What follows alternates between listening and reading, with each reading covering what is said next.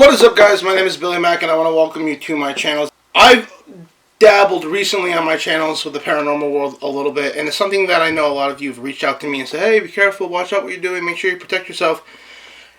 And let me just say, I appreciate all of that. For those who don't know, I have been dabbling in the paranormal world since I was like 14. I'm 40 now. I've been on and off investigations.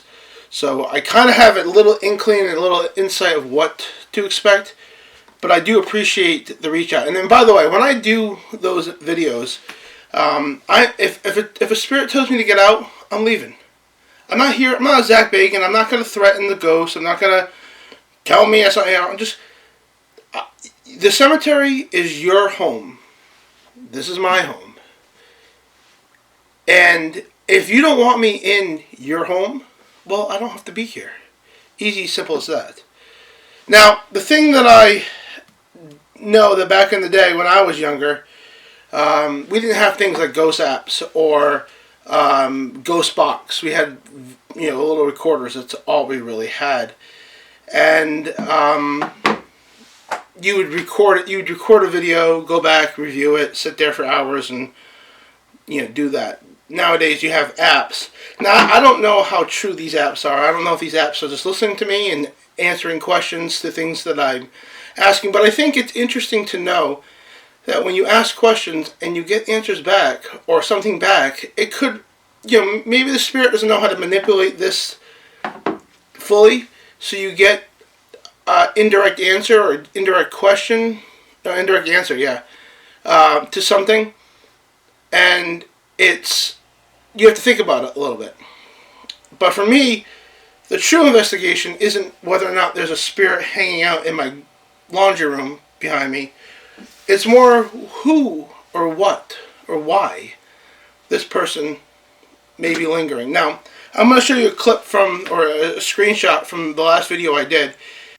I'm sorry. Emily, is that your wife? To be honest with you, this is the second time in this house I've heard the name Emily on two different devices. I've had it come up on Ghost Talk, and now this one. Is your name Emily, or is... And in that video, there was about 2 or 3 answers down, there was the things as it was suicide.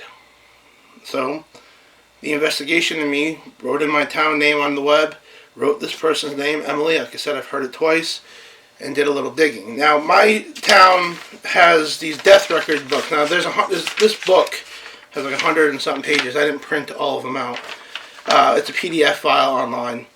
When you go to search for someone's name, in this case, the word Emily, it only gave up 4 searches.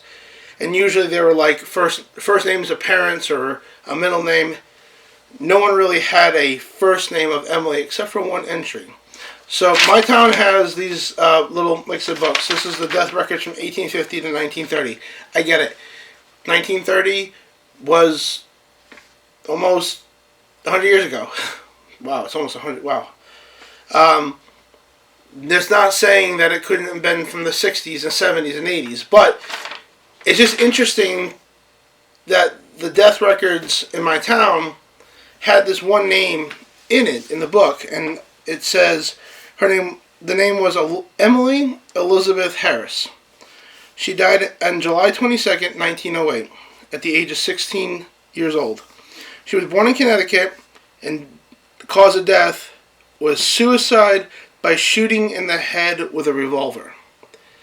Now, is it possible that the Emily in my laundry room is this Emily?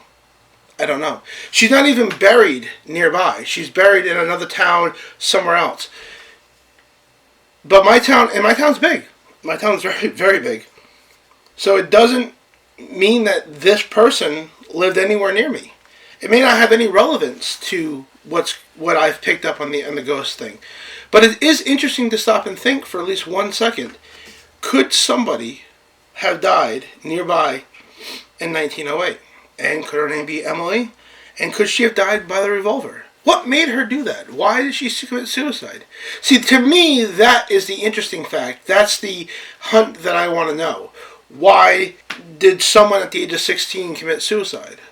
Was it bad things going on in her life? Why? So I don't know your beliefs on the paranormal world. I don't know if it's a religion thing for you or if it's a what it is for you.